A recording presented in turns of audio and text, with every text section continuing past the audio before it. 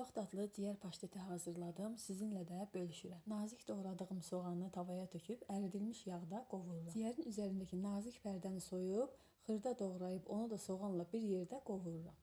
Qaraciyər vitamin və minerallarla zəngin bir qida olduğu üçün mən onu suda qaynatmadım. Amma istəyən suda bişirib hazırlaya bilər. Qovrulmuş ciyəri, qoz ləpəsini, bişmiş kök və yumurtanı ət maşınından və ya blenderdan keçirdirik.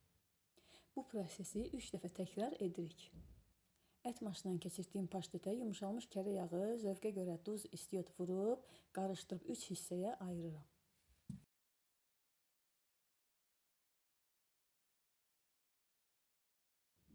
Dəzgahın üzərinə streç salafan çəkib, paşteti onun üzərində bu formada yayıram. Üzərinə yumuşalmış kərə yağı çəkib, rulet formasında bururam. Qalan 2 hissəni də bu formada hazırlayıram. İkisini soyuducunun buzluq yerinə qoyub, birini soyuducuda servis etmək üçün saxlayıram.